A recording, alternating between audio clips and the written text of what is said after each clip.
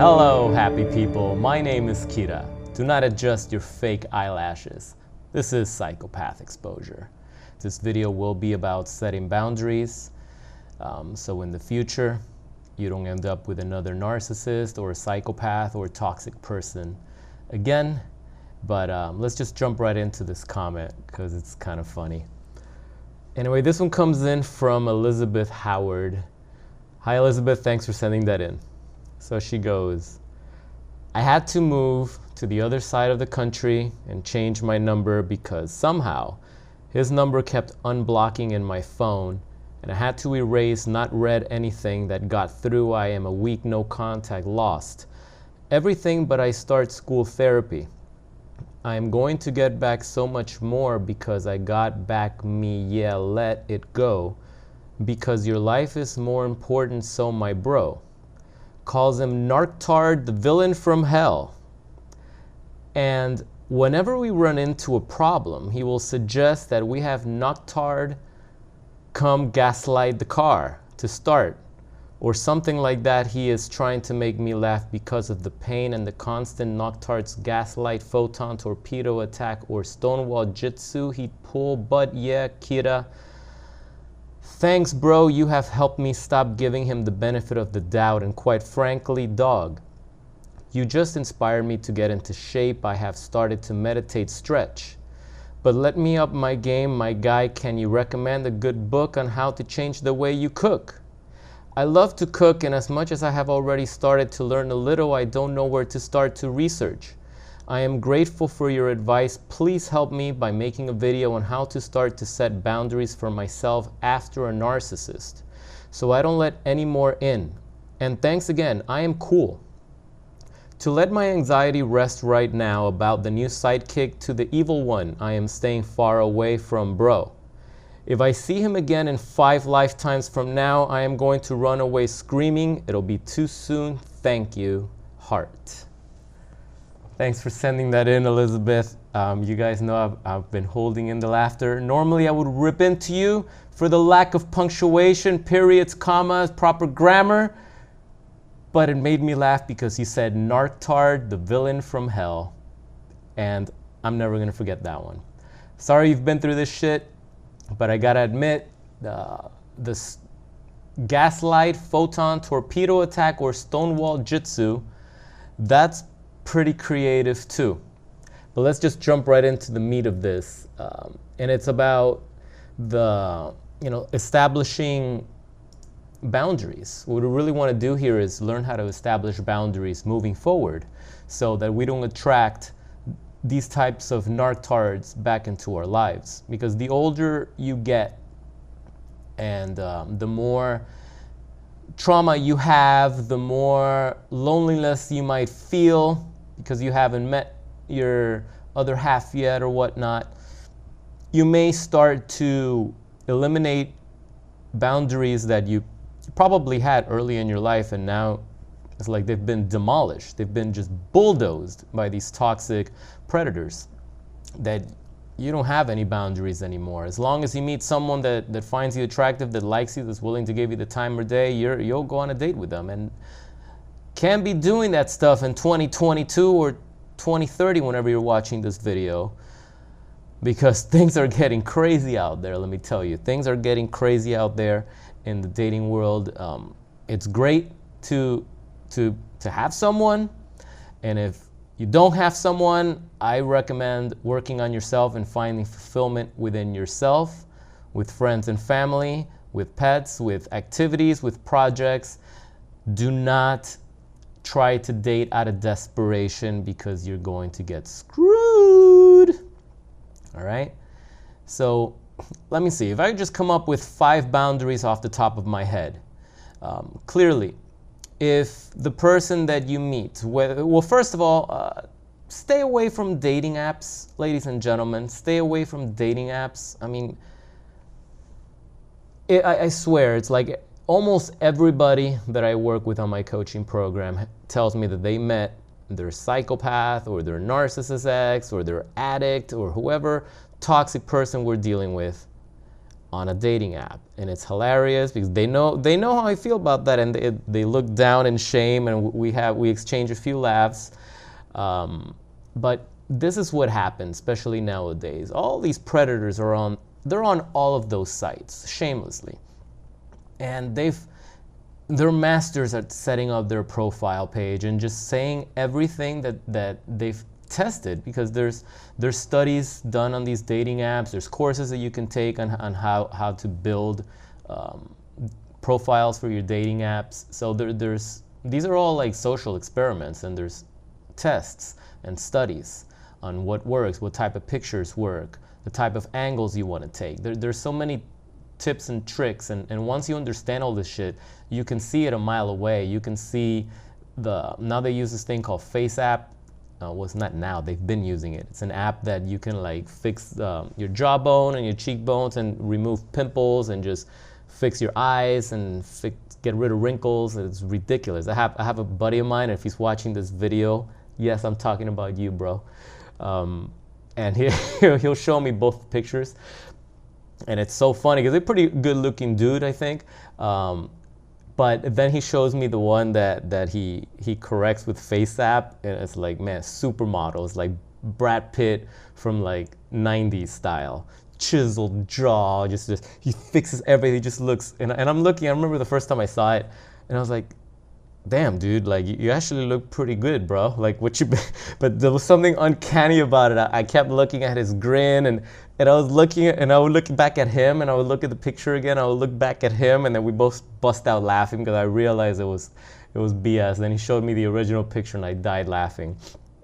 He also has one when he met what's the guy from Wedding Crashers? Not Owen Wilson, but the other guy, Vince Vaughn.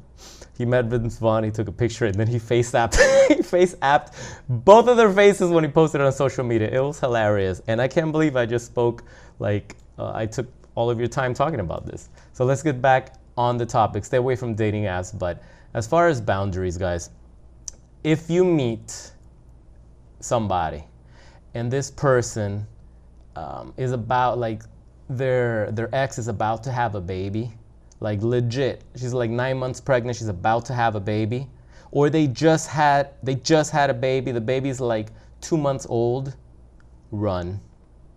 What the hell? Like, what the hell is a dude that is about to have a baby with another woman? What the hell is that dude trying? What the hell is he trying to stick his thing in somebody else? He should be there for the kid. At least be there for the kid. Be there for the mom at the time of the birth of your child. God damn it! What the hell's wrong with people today? Like, that's already a deranged motherfucker who's not gonna be there for the birth of his kid. Instead he's just trying to get laid and trying to date. Come on. Like, that should be obvious. So that's like a red flag right there. And you'd be surprised how often I've heard things like this. They tell me, Kita, this guy, he had a baby with another woman, and he didn't even want the child, and this and the other, and it's like they were with him for 5 years. I'm like, how did you date this guy for 5 years? And when we go and we talk about the beginning, when we talk about the history, like, these are the things that they tell me. They're like, I should have known. I mean, that didn't feel good. That broke my heart. I thought it was weird, but he sugar talked. You know, he just said the right things, and it's like, you have to pay attention to those red flags. So you have to set boundaries with yourself, not to date a scumbag. That the moment you meet them, it's like they're cheating on their family pretty much. Even if they're separated, it's like that's still the family, right? That could have been the family. You should not be thinking about those things. At least for the first 6 months, be there for your child. All right? So that's the first thing. Number 2. And this one, this probably should be number 1. If they have a criminal record, if they just got out of prison, right? If they're going back to prison, if they're going back to jail, if they have all sorts of court cases with different women, if they got domestic violence charges filed against them, if they've got, they've been arrested for like heavy drug possession, burglary, trespassing, like things like that, like that's criminal, felony shit. Get the hell out of here. What the hell are you doing dating someone like that? What the hell are you doing dating someone like that? And gentlemen, if you meet a girl that has shit like that, woo! Like it's because it's less common to meet a woman that has all that baggage on her. But if you do, like, no questions asked, get the hell out of Dodge. No, no, no, no, no. Thanks, but no thanks. All right? These should be common sense boundaries that you set for yourself. You shouldn't even have to be writing them down. You shouldn't even have to think about them. They should already be instilled in you since like your freaking teenage years, your 20s or something. This is common sense. These are not the type of people that you want to be dating. All right? Another boundary, you're not going to date someone that's separated from their spouse, especially if they haven't had a divorce yet. They're separated in an estranged marriage, whatever you want to call those things. They're in the process of the divorce. No, no.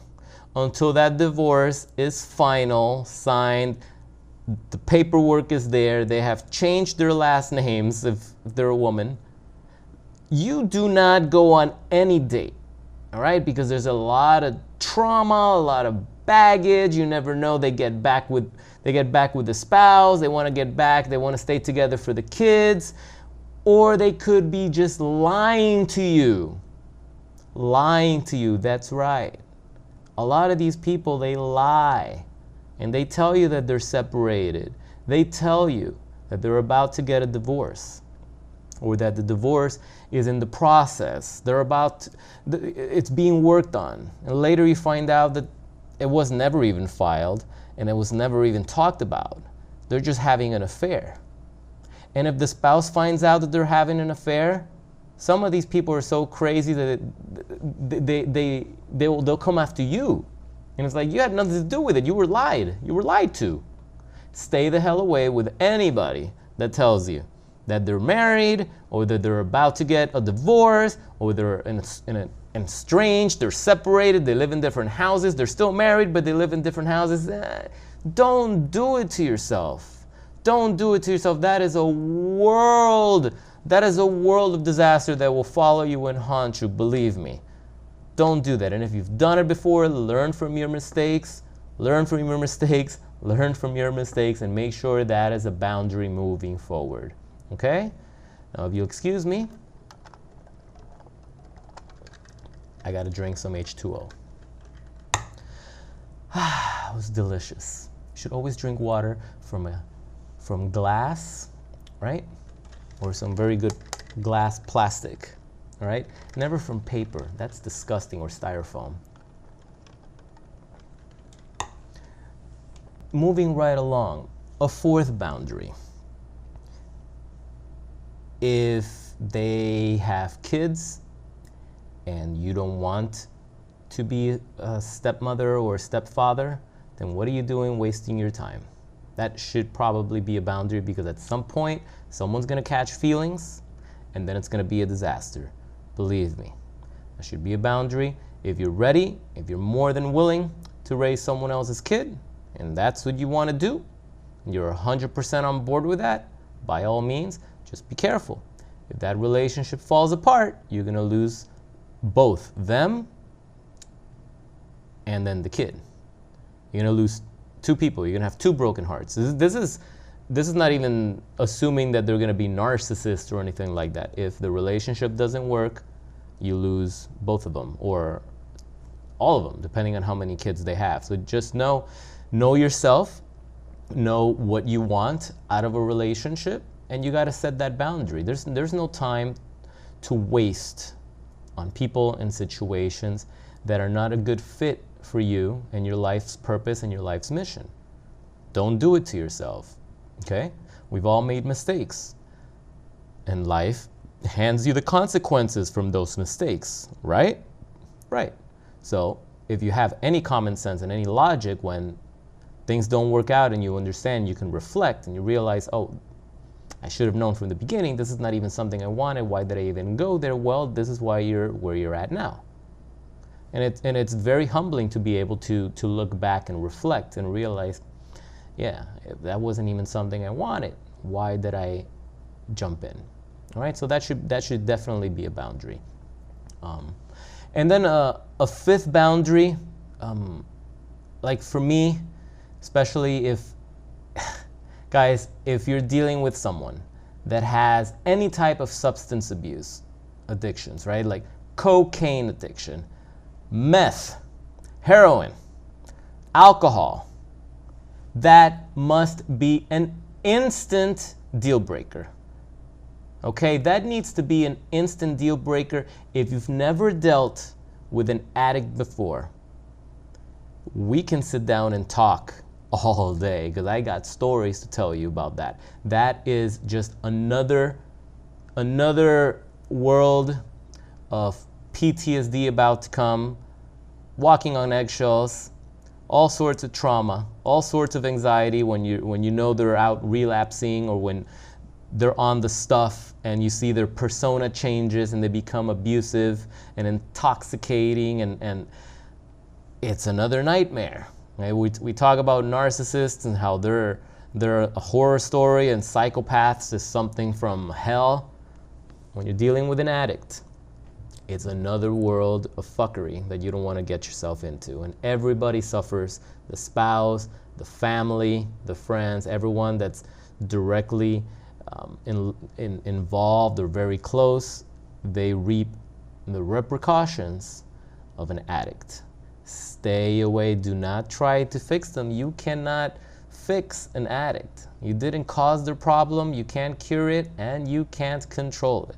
Okay? So if they got a cocaine addiction or an alcohol addiction, run. There is no second date. If that's what you notice on the first date, they're doing some shit, or they tell you they're in recovery, I don't care. Believe me, I can tell you stories about people in recovery. I worked with them for many years, many years. It's just something I'd rather not do anymore. Right? So those are 5 boundaries that I believe if you just apply those boundaries to your life, you will eliminate. It's like taking your arm and just wiping the table full of all these contenders that are only going to make your life a living hell. They're only going to complicate your life. They're only going to bring you down and bring trouble to your life and bring baggage and bring drama, and then you're going to end up with trauma. And you know what?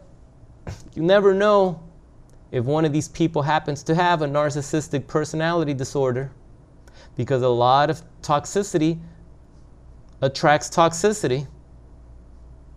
And there's a lot of cross disorders that people have nowadays, and what they do to cope and self-medicate. You don't want to deal with another narctard, do you?